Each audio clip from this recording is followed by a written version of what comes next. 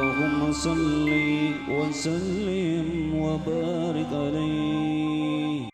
Assalamualaikum warahmatullahi wabarakatuh. Alhamdulillahirabbil alamin. Assalatu wassalamu ala asrafil anbiya'i wal mursalin wa ala alihi wa ashabi ajma'in. Sahabat mata hati kita yang dirahmati Allah Subhanahu wa taala, jumpa kembali bersama kami di channel Mata Hati Kita. Kali ini kita akan melanjutkan pembahasan dari kitab Riyadhus Shalihin yang mana yang ditulis oleh seorang ulama besar Al-Imam Nawawi rahimahullah ta'ala. Kita akan membahas tentang peningkatan amal. Namun sebelum pembahasan, pada sahabat mata hati kita dimanapun berada, untuk dapat like, komen, dan juga subscribe, dan juga membagikan channel ini agar dapat berkembang dan bermanfaat. Amin ya rabbal alamin. Sahabat yang dirahmati Allah Subhanahu wa ta'ala, ketika seseorang telah memulai suatu pelajaran tentang kehidupan, tentang bagaimana beragama, tentunya kita harus terus meningkatkan amal-amal perbuatan, amal-amal ibadah kita dari yang biasa-biasa sehingga meningkat sampai pada level bahwasanya nilai amal ibadah yang kita lakukan itu menjadi suatu keikhlasan dan menjadi suatu yang diridhoi oleh Allah Subhanahu wa taala.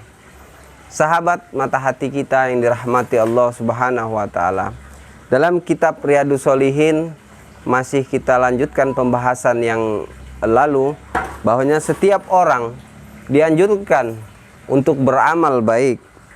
Lalu amal yang baik tersebut setiap hari dan setiap tahun minimum hendaknya ditingkatkan, terutama oleh mereka yang sudah puas dengan makan asam garam atau orang-orang yang telah berusia. Maka Allah Subhanahu wa ta'ala berfirman di dalam Al-Quran surat Al-Fatir, A'udzubillahi minasyaitonirrajim, Bismillahirrahmanirrahim. Awalam nu'ammirkum ma yatadzakkaru fihi matadzakkara wa ja'akumun nazirun. Tidaklah kami lanjutkan umurmu sehingga dapat pengajaran.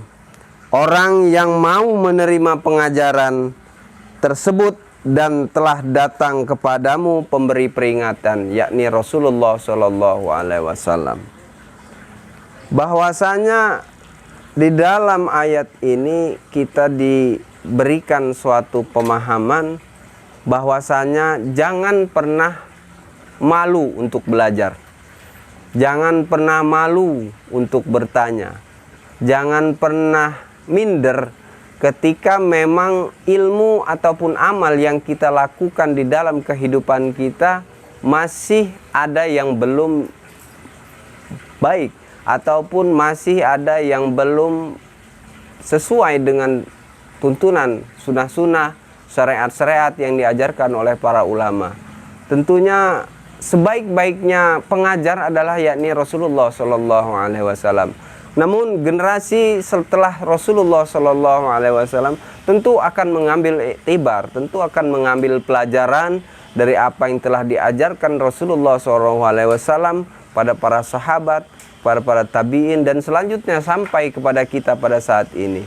Sungguh orang-orang yang belajar memperbaiki ataupun menambahkan amal-amal kebaikannya di dalam kehidupannya, baik dia masih dalam keadaan belajar ataupun dalam keadaan sudah mulai mengerti, tentu harus terus meningkatkan amal-amal yang dilakukannya di dalam kehidupannya.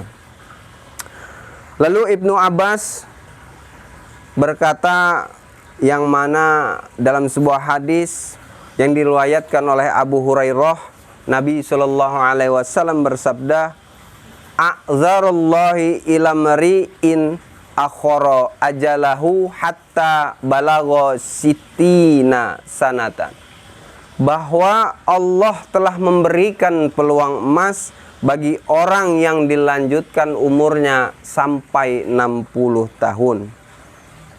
Orang-orang yang saat ini telah mencapai umur dari 40, 50, 60, bahkan ada yang lebih dari situ, adalah suatu keistimewaan yang memang Allah panjangkan umurnya untuk meningkatkan amal-amalnya atau meningkatkan ibadah-ibadahnya kepada Allah Subhanahu wa taala. Sahabat mata hati kita yang dirahmati Allah Subhanahu wa taala, diriwayatkan dari Ibnu Abbas radhiyallahu anhu bahwasanya Sayyidina Umar mengajaknya masuk ke dalam sidang para sesepuh peserta perang Badar pada waktu itu. Lalu seorang dari mereka berkata, "Kenapa kau ajak ini masuk golongan kami, padahal kami punya yang seusia dengannya?" Lalu Umar menjawab, "Demikianlah menurut pengetahuanmu." Kemudian pada suatu hari aku diseru dan diajak lagi masuk bersama mereka. Kata Umar, "Apa yang kalian katakan tentang arti suatu surat ini?" A'udzubillahi minasyaitonirrajim. Idza jaa nasrullahi wal fath. Sesungguhnya kami disuruh untuk memuji Allah dan beristighfar kepadanya ketika kami menang. Lalu Umar menoleh kepadanya, "Benarkah yang demikian pendapatmu, hai Ibnu Abbas?" Jawab Ibnu Abbas pada waktu itu, "Tidak, yang benar itu ajal Rasulullah Sallallahu Alaihi Wasallam yang dikabarkan Allah kepada beliau ketika telah datang pertolongan menang dari Allah. Maka itulah suatu tanda ajalmu yang telah dekat.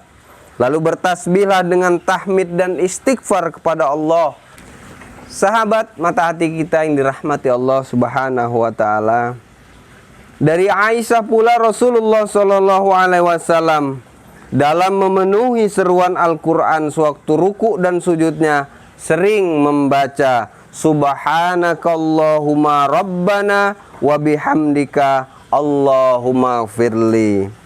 Sahabat mata hati kita yang dirahmati Allah Subhanahu wa taala, di sini kita dapat mengambil iktibar dan juga pelajaran bahwasanya selain meningkatkan keimanan, meningkatkan ketakwaan, kita pun harus selalu meningkatkan amal baik kita terhadap Allah Subhanahu wa taala. Bukan untuk Allah, tapi kembali kepada diri kitanya, bahwasanya setiap amalan-amalan kita itu akan dipertanggungjawabkan di hadapan Allah Subhanahu wa taala dan Allah akan membalasnya dengan yang sebaik-baiknya. Bagaimana Allah Subhanahu wa taala berfirman, "Faman ya'mal mithqala dzarratin khairan yarah wa may ya'mal mithqala dzarratin syarran yarah." Kami akhiri, wallahul muwaffiq ila aqwamit thoriq. Assalamualaikum warahmatullahi wabarakatuh.